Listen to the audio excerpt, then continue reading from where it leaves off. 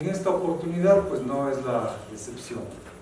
Entonces, al tiempo que felicito a la profesora Mendoza, querida amiga y colega, y también doy la bienvenida a los otros profesores que se han dado cita en esta mañana, quiero saludar su presencia, doctora, y agradecerle por haber venido acá a compartir sus experiencias, sus conocimientos con el futuro de la patria, ¿no? Que a la final es lo que estamos nosotros, ustedes desde su trinchera y nosotros desde la nuestra, tratando de visualizar hacia dónde les llevamos a estos chicos. Entonces nos visita la doctora Esther Cuesta Santana. Ella es PhD y es presidenta de la Comisión de Soberanía, Integración, Relaciones Internacionales y Seguridad Integral, asambleísta por la circunscripción del exterior, Europa, Asia y Oceanía. Y claro, es asambleísta de nuestra república, así que él está aquí para hablarnos de un tema que nunca pierde vigencia, un tema de los más importantes, uno de los temas que en mi opinión, y según alguna vez hemos hablado, no tiene que ver con el problema del país, en mi opinión, no es económico. El problema del país no es político. El problema del país no es social. El problema del país en sus raíces, en su esencia, es un problema de ética, es un problema de valores, es un problema de identificación con la honestidad. Piensen ustedes, los diarios, los medios de comunicación tienen un gran insumo de trabajo todos los días, porque tienen solamente cosas malas que decir. El 80% de las noticias son de crónica roja, el 20% apenas los logros que tenemos y que alcanzamos, y que de hecho están ahí escondidos, esperando precisamente porque alguien revierta esta situación que no nos favorece. Entonces, enhorabuena que la doctora va a conversar con ustedes, con nosotros, acerca de este tema, que sin lugar a dudas es uno de los más importantes. Démosle un aplauso, doctora.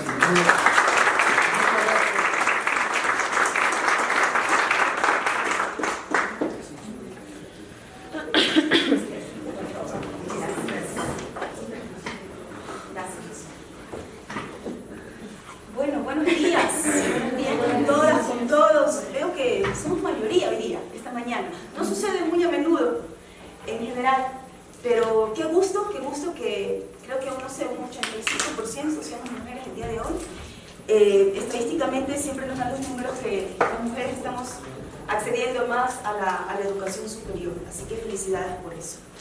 Bueno, ante todo, gracias por la invitación, gracias a la profesora Karina Mendoza, gracias a las palabras del coordinador René Arboleda, gracias también a María de los Ángeles que está aquí, profesora de ustedes, gracias por la invitación y también por acomodar los horarios, los días. Se me había propuesto una fecha anterior que justamente era un martes, si no recuerdo mal. Los martes generalmente tenemos pleno en la Asamblea Nacional y, como decimos anteriormente, por ética, no porque me daban una sanción, porque digamos, por ética no me parecía correcto no ir al pleno y venir a una universidad sin antes cumplir mi trabajo como asambleísta. Y justamente ese día íbamos a tratar una ley que yo propuse, un proyecto de ley, ya podemos hablar de eso más adelante, y tenía que intervenir en el pleno, y tenía que expresar mi posición. Entonces, gracias por haber acomodado los horarios para poder estar aquí. Gracias, Karina. También, antes de iniciar de un tema tan amplio que ya se dijo aquí sobre la ética y el profesionalismo en la figura pública, en la representación de un Estado, quisiera posicionarme un poco. ¿Desde dónde hablo? ¿Desde dónde me expreso?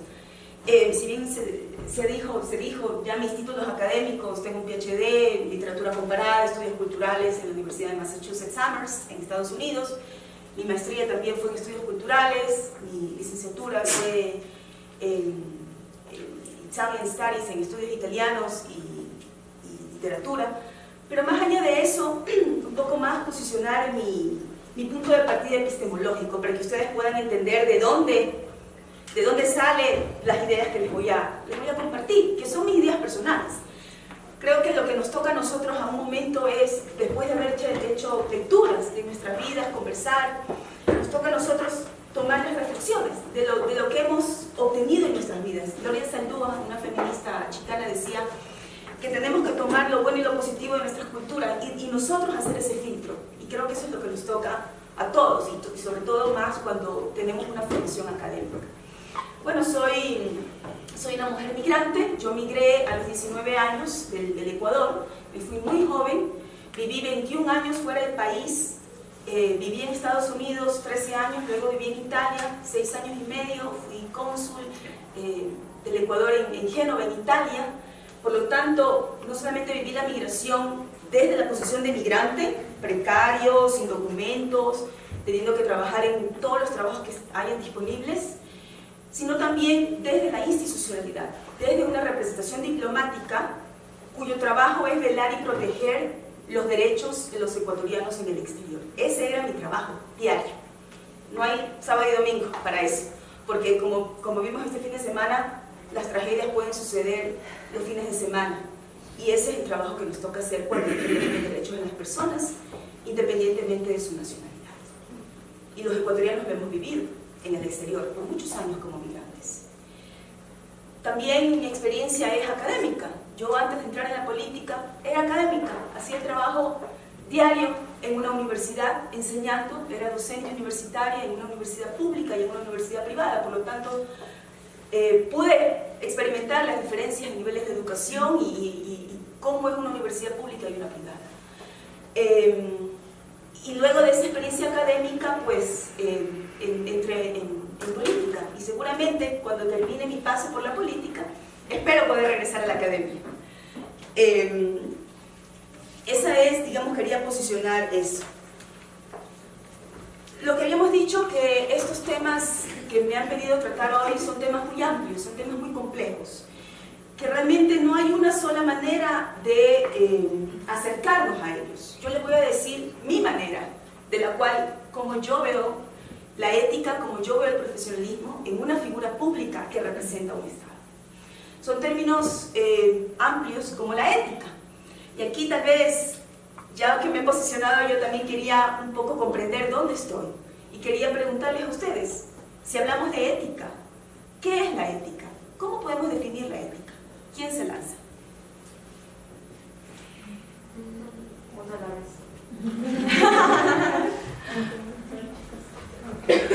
¿De atrás o de adelante? Yo creo que es regular actuar con las personas frente a su profesión, la manera en que debe actuar con las personas, cómo manejar lo que hace.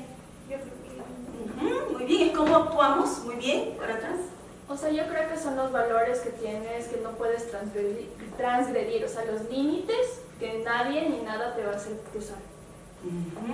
¿Hasta dónde yo puedo llegar mi accionar, no? ¿Qué límite tiene? Muy bien. ¿Alguien más? Creo que por aquí. Es decir, es como el comportamiento que tú tienes frente a los demás cuando te ven y cuando no te ven. Ajá, es el accionar. Pero antes del accionar, ¿qué hay? Es también la construcción ideológica que tú tienes como ser individual ante una sociedad. ¿Por qué? Porque muchísimas veces lo que nosotros representamos es lo que nosotros somos, pero también representamos a instituciones.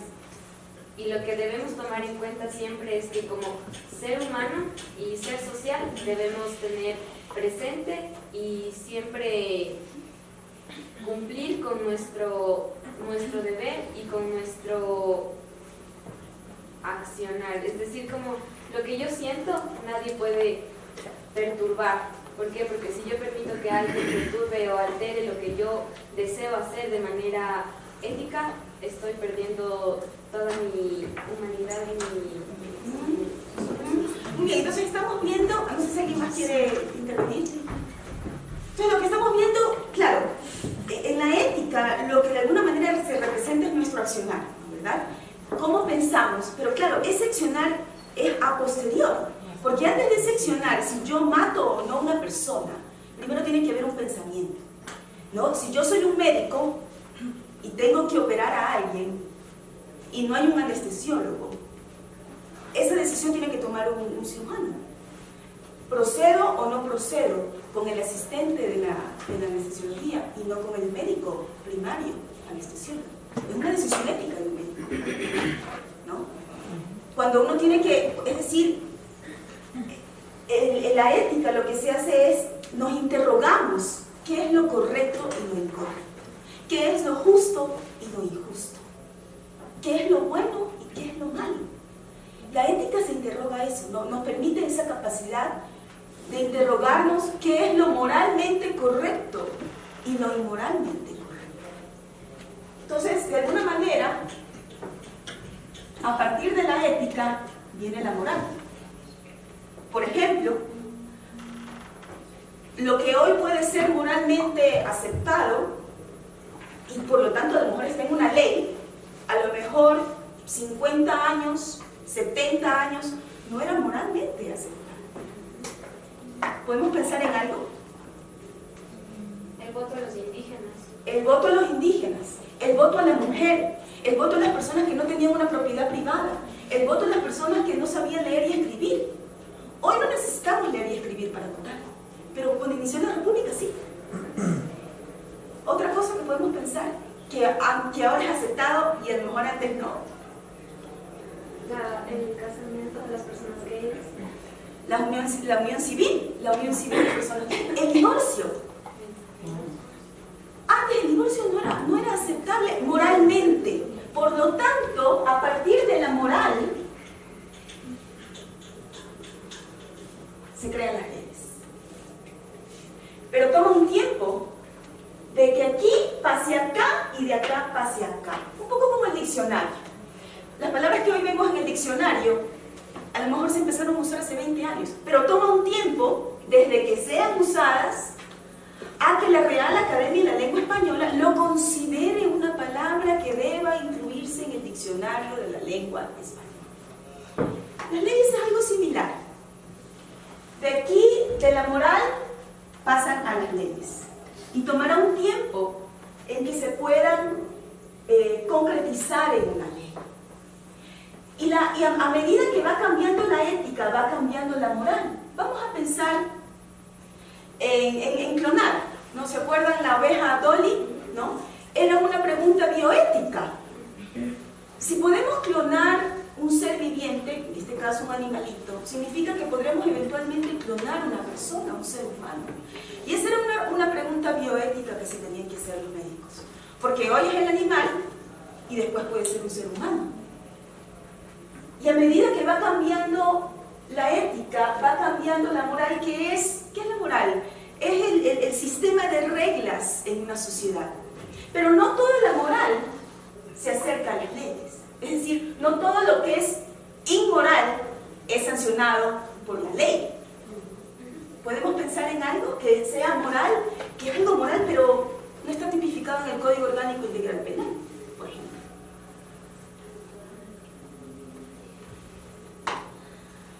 Vamos a decir que estamos en el banco privado. Estamos en la fila. Y viene una señora, un señor muy chévere. Estamos 20 personas y se viene y se pone enfrente de todo el mundo. Creo que la gente va a reclamar y le decir, señor, perdón, usted no estaba en la fila. Vamos a decirlo. No está en la ley, es decir, no le van a sancionar ante un juez porque se saltó la fila. Pero es algo reprochable moralmente ante la ciudadanía, en un contexto social. Es inmoral para nosotros y dentro de un contexto social, pero no va a ser sancionado por la ley. ¿Podemos pensar en otra cosa? Algo puede ser el tema de la basura, por ejemplo, que a veces observamos como la gente bota sus desechos sin pena alguna en la calle, donde sea, sin importar, y mucha gente es como que, hey, recógelo, esto no es un lugar para desecharlo, pero no es penado por la ley, simplemente está dentro de nuestra moral. Perfecto, muy buen ejemplo. Es algo que lo reprocho. Y en otros países ya, si tú te vas a Singapur, Pero aquí, te dan una multa. Entonces, ¿qué pasa? A veces como que tienen que hacer las leyes para que la gente haga lo moralmente correcto, porque si no, no lo hace la gente. Otro ejemplo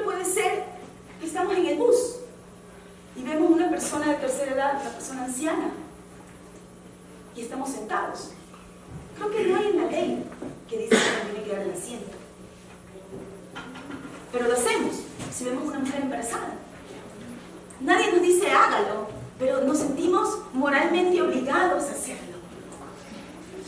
Esas son las, digamos, no todo lo que es moralmente aceptado pasa a la ley. ¿No? Ahora también podemos pensar en las leyes que consideramos antiéticas, inmorales. Podemos pensar, tal vez no ahora, tal vez en la historia de la humanidad, que hemos tenido leyes que hoy consideramos inmorales. ¿Podemos pensar en algo? Claro, cuando en Estados Unidos específicamente se tenía solamente excepción para gente blanca y gente negra, porque no podían compartir un mismo espacio. Exactamente. Las leyes de segregación, de Jim Crow, las leyes de Jim Crow. Las leyes de segregación, ya en 1948 se había aprobado la Declaración Universal de los Derechos Humanos, en 1948, y aún en 1955, Rosa Parks, en Alabama, consideró inmoral, como muchos afroamericanos, incluso gente blanca en Estados Unidos, que consideraron inmoral esas leyes de Jim Crow, esas leyes de segregación racial.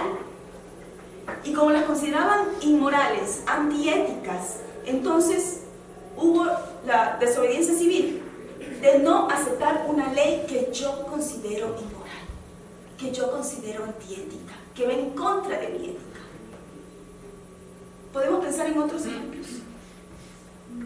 Creo que igual cuando la esclavitud era legal. Exactamente. La esclavitud hoy lo consideramos algo inmoral, totalmente inmoral, en contra de los derechos humanos. Pero eso no pasaba en 1800, en el Ecuador y en la gran parte del mundo. Brasil me parece que fue el último en América Latina en abolir la esclavitud. Pero sin embargo, en ese contexto histórico, todo el periodo colonial de España en las Américas y cómo pudo crearse un imperio español tan fuerte fue a base de la esclavitud. ¿No? La esclavitud es un caso. ¿Otro? ¿Podemos pensar en otro caso? Que hoy puede ser inmoral. Pensemos en el fascismo, pensemos en el nazismo, ¿no? Una institucionalización discriminada, o sea, una discriminación institucionalizada en un país que discriminaba en base a un origen nacional o racial, comillas pongo racial, ¿no? Étnico, religioso, que se discriminaba a esas personas de toda función pública, de las escuelas, de trabajos, se los segregaba en una zona de una ciudad, como pasó también en Sudáfrica, en el apartheid, ¿no? O sea, la historia de Sudáfrica es una historia de segregación, en base a la raza, a la etnia de los seres humanos, que hoy consideramos ilegal, que hoy consideramos inmoral, que hoy consideramos contra la ética y contra todo derecho humano, ¿no? Entonces, para decirles que las leyes van cambiando a medida que el sistema moral, el sistema de reglas de una sociedad va cambiando, y en medida en que la ética, es decir, el interrogarnos qué es lo correcto, qué es lo moralmente correcto y qué es lo moralmente incorrecto. Entonces, la moral desciende de la ética y va desencadenando en leyes para la organización de una sociedad. De ahí podemos hablar también de el profesionalismo, que era el otro tema. Profesionalismo.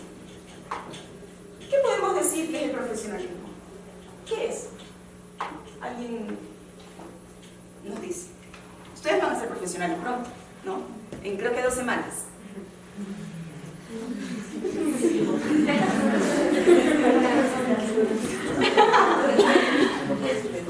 ¿Cuáles serán sus obligaciones? ¿Qué los va a caracterizar como personas profesionales?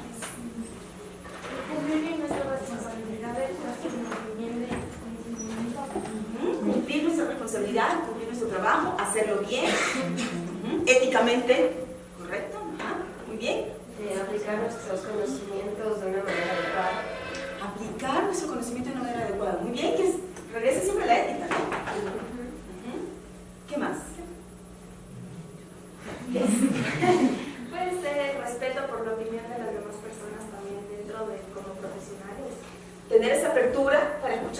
ideas, muy bien. Yo creo que es el pensar en que ya no somos solo nosotros, sino trabajamos para una sociedad y una empresa en sí en la que estamos trabajando. Ajá, pensar de manera colectiva, no solamente en mi propio interés, mi propia conveniencia, hago un negocio, gano yo, pero también gana una colectividad, muy bien. Parte de nuestro profesionalismo también es educarnos continuamente para no ser mediocres y ofrecer lo mejor de nosotros a toda la sociedad. Buen punto, ¿no? Cuando mientras más leemos, más sabemos, más nos damos cuenta que tampoco sabemos, ¿verdad? Muy bien, muy bien. Exacto, entonces, todo lo que ustedes han dicho exactamente es el profesionalismo, ¿no? El hacer correcto algo, el hacerlo bien, pero pensemos en la función pública, ¿no? Un médico que tiene, digamos que hay un concurso de posición y méritos en un hospital público. Claro, hay requisitos para ser director de un hospital. A lo mejor uno de los requisitos es ser médico, a lo mejor tener 5 o 6 años de gestión en salud pública, ¿no? Es decir, para ciertos trabajos en la función pública, y aquí me enfoco más porque ya nos vamos yendo a la función pública, se requieren ciertos requisitos de competencias, de capacidades, de conocimiento. A lo mejor para ser rector, de acuerdo a la ley de educación superior, tiene que ser un PhD, ¿no? Y claro, hay un plazo hasta que los rectores puedan de tener maestría, de tener un PhD. Está reglamentado. Es decir, hay ciertos requisitos, ¿verdad?, para ciertas funciones. Sin embargo, si yo quiero ser asambleísta, vamos a poner yo como ejemplo. Mejor dicho, los 137 asambleístas que somos. Para ser asambleísta, o presidente de la República, o vicepresidente, o alcalde, ¿no?, concejales, ¿sabemos los requisitos? Primero debes de ser ecuatoriano, no debes de tener ninguna impedimento de legal y tampoco, bueno, de los que yo me acuerdo, que no debes de tener ningún tipo de parentesco sanguíneo hasta cuarto nivel de familiaridad o algo así. Ser ecuatoriano, tener 18 años de edad, pero no es un requisito tener un título universitario. No lo dice. No se requiere. No se requiere tener ningún título universitario, ninguna competencia, ningún saber específico, como puede ser un técnico informático en un ministerio, como puede ser un analista de sistemas o un director de comunicación en una función pública, que se requiere un título de tercer nivel mínimo, ¿no, verdad? Sin embargo, para las autoridades de elección popular no hay esos requisitos. No necesitamos tener una competencia. Siempre cuando la gente me dice, ay, tú eres mi PhD en la asamblea, no se requiere un requisito para ser asambleísta. ¿Por qué? Si las personas que toman las decisiones políticas de una sociedad, el requisito es ser ecuatoriano, tener 18 años de edad, bueno, para el presidente son 35 ahora me parece, y ejercer todos los derechos políticos. Esos son básicamente los requisitos. Esas son las personas que toman las decisiones políticas por nosotros. Si esas personas no requieren tener un título universitario, ¿cómo podemos evaluar quiénes son? ¿Cómo podemos evaluar su trabajo? ¿Perdón? Y también sus propuestas y decisiones. Sus propuestas y decisiones. Pero esas propuestas y decisiones regresan acá, regresan a la ética. Porque ¿cómo podemos evaluar el trabajo de un funcionario público? Es a través de la ética. No se sabe álgebra, no se sabe cómo hacer un análisis literario, no se sabe el último estudio antropológico, sino a través de sus decisiones y acciones éticas. Es la única manera en que podemos evaluar su trabajo. Ahora, el problema es, vamos al otro término, ¿no? Figura pública.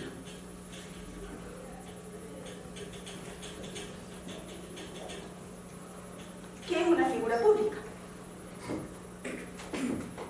Por allá nadie ha hablado. Todo el mundo tendrá una opinión que es una figura pública. Es como un líder de opinión que tiene la sociedad.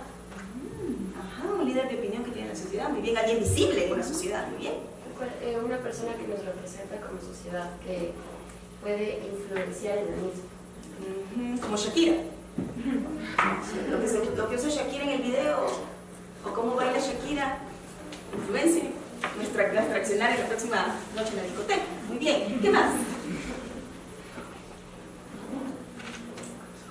Una persona que es reconocida ante un público en específico. Alguien que tiene una notoriedad, ¿no? Que es decir, que una persona que va al centro comercial le dicen, oh, tú eres tal, un autógrafo, ¿no, verdad? Ajá, muy bien. Que tiene el poder de influenciar en la decisión de otras personas también. Ajá, muy bien. Que tiene poder de influenciar, ¿no? De cómo influir en las opiniones de las personas, ¿no, verdad? Que puede ser un periodista, ¿no, verdad? Que puede ser un mandatario de un país, ¿no? Con un alto PIB, ¿no, verdad? Exacto. Pero cuando esta figura pública está en representación del Estado,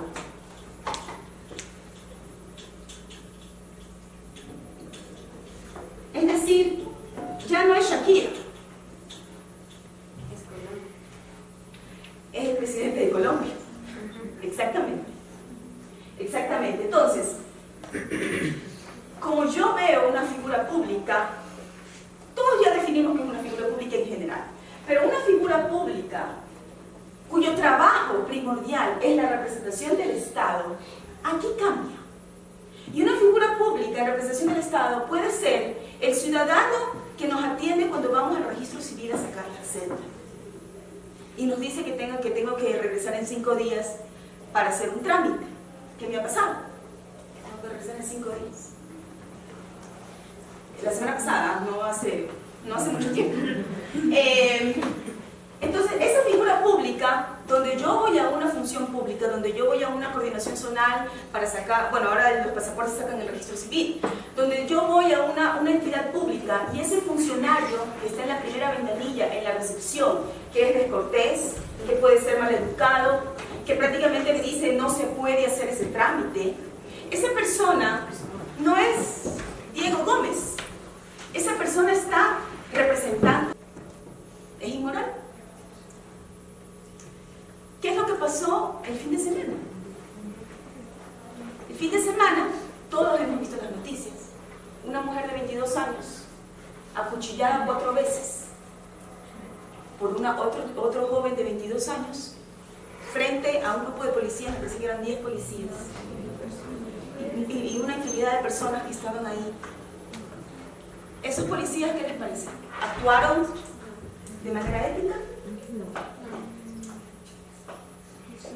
Quizás sí, porque hay un conflicto, o sea, si es que los titulares hubiesen sido diferentes, si es que ellos hubiesen herido o hubiesen matado al agresor, los titulares serían, él sería un mártir por último y se hablaría incluso de xenofobia y cosas así, y los policías estarían presos. O sea, no hay un sistema de ley claro en el que los policías estén respaldados pese a que la ministra diga que sí. Ajá. Y yo también considero que las leyes ecuatorianas en cuanto a la figura pública, especialmente del Policía Nacional, no están para... ¿Por qué? Porque en otros países estos pueden simplemente disparar a matar y van a estar respaldados por toda una institución y un país, mientras que aquí en el Ecuador lo que se hace es penalizar a esa persona que ha realizado su trabajo. Entonces, como policía, yo considero que ellos también tienen cierto recelo de actuar. ¿Por qué? Porque yo no quiero que me saquen de la institución o que me lleven preso por haber cumplido mi trabajo, mi tarea. ¿Y qué fue el resultado de no tomar la decisión por el miedo que me lleve preso? También, o sea, murió una persona. O sea, lo que quiero hacer el día es interrogarlos. Seguramente tendremos muchas posiciones, pero esa es la academia y ese es el debate que tenemos que tener. Yo puedo tener una posición basada en la ley, el Código Orgánico Integral Penal, artículo 30, causas de exclusión de la antijuridicidad, es decir, cuando uno no está apto para ser judicializado, es decir, te elimina judicialización. No existe infracción penal cuando la conducta típica se encuentra justificada por estado de necesidad o legítima defensa. La Policía Nacional tiene un protocolo sobre el uso de la fuerza, donde especifica claramente que si hay un inminente riesgo personal o de una tercera persona, la policía tiene el deber de usar la fuerza de manera progresiva. La Constitución de la República establece que la misión de la Policía Nacional es garantizar los derechos de las personas y la seguridad ciudadana. Yo les digo cuáles son las leyes y cuál es la Constitución. Cada uno nos tocará interrogarnos, de acuerdo a nuestra ética, si fue lo correcto o no lo que hicieron esos policías. Lo único que yo sé es que el resultado de esas decisiones éticas es la muerte de una mujer de 22 años embarazada de 4 meses. Y con 2 hijos huérfanos. Entonces, el debate que tenemos que tener es las decisiones fueron éticas, las que se tomaron en ese momento. Un miedo a algo, y se murió una persona. Sí. O sea, el accionar de los policías no fue correcto. Pero me parece ilógico echarle la culpa a 10 policías cuando lo que está mal es el sistema. O sea, no se van a ir contra 10 policías o contra el jefe de la policía o contra la gobernadora cuando es el sistema que está mal. Muy bien. Yo creo personalmente que el caso es súper cuestionable porque hay que irnos, como bien decíamos al principio, y hay que entender también que lamentablemente la educación que reciben los policías, primero no es con derechos humanos, segundo, lamentablemente no es con leyes, y porque tal vez muchas personas aquí en la universidad o que forman parte de este momento tendrán familias policías. Lo único que les enseñan es que tienen que tener cuidado en las casas, que tienen que revisar los cargos, que tienen que pedir papeles. Lamentablemente esa es la realidad de la educación que los policías también reciben. Entonces, más allá de una decisión buena o mala, también se tiene que tomar el antecedente, ¿no? ¿Cuál es tu educación? ¿Reciben educación con derechos? ¿Qué tipo de profesionalismo tienen? ¿Qué tipo de capacitación tienen? Lo que decía ella del sistema. ¿Reciben ellos educación con las leyes? ¿Ellos conocen este tipo de leyes? Porque tal vez hasta el desconocimiento hicieron que su decisión sea no ética, inmoral y que no se base en las leyes. Pero claro, el desconocimiento de la ley no te exime. Ajá. No, o sea, el hecho de que yo no sepa una ley no me exime de algo, ¿no? No sé si alguien más tiene alguna reflexión. Sí. A mi parecer, creo que la ética de los policías se vio involucrada como el caso anterior, que fue del policía que ahora está detenido por haberle disparado. Entonces, ellos pusieron en juego su ética pensando en ese caso, que muchas personas también estaban en juego, el peligro y todo, y él disparó. Y entonces creo que todo eso, y como dicen, o sea, no tienen un profesionalismo, ellos no son capacitados, como decir, en estas situaciones de rehenes. Entonces ellos no pudieron tomar una decisión en ese momento. Pero también está mal que en 90 minutos ellos no pudieron llamar a alguien, pedir indicaciones de alguien, ¿qué hacemos? O sea, Si yo soy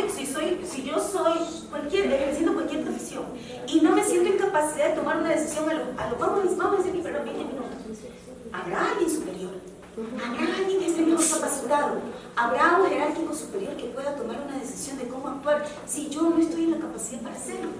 90 minutos. Yo vi una mano así.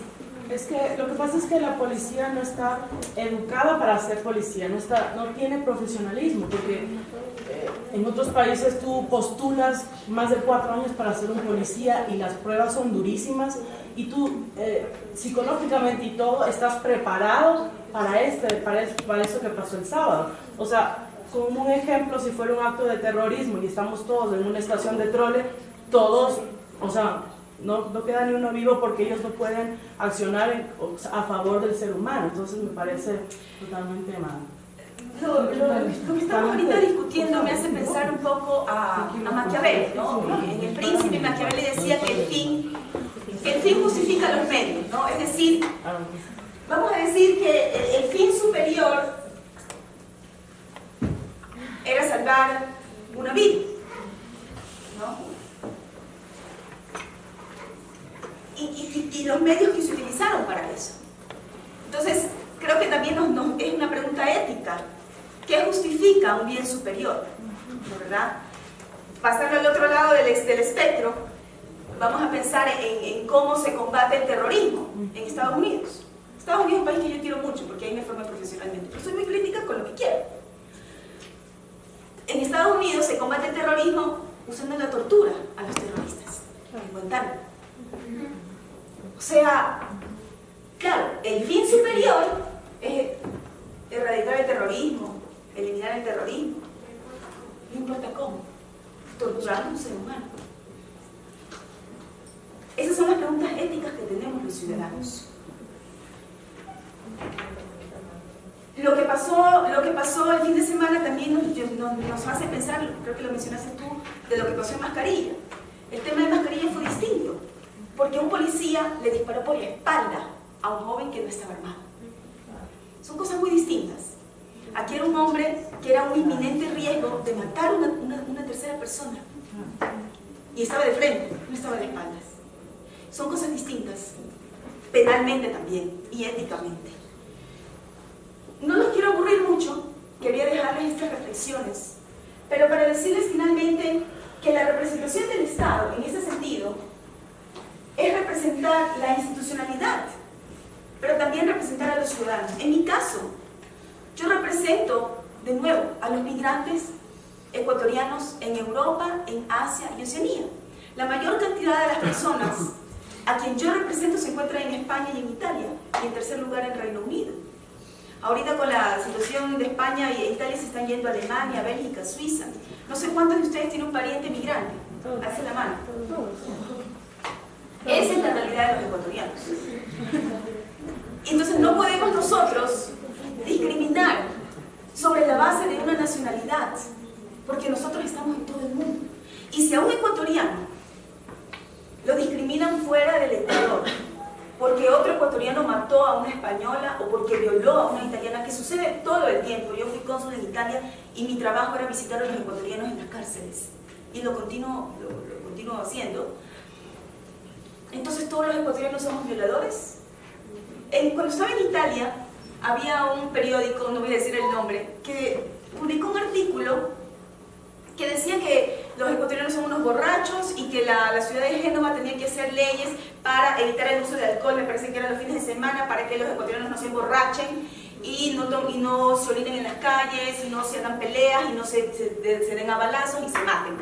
Porque claro, en Génova, generalmente los ecuatorianos se mataban entre ellos. No mataban tanto italianos, sino entre ellos, entre ecuatorianos.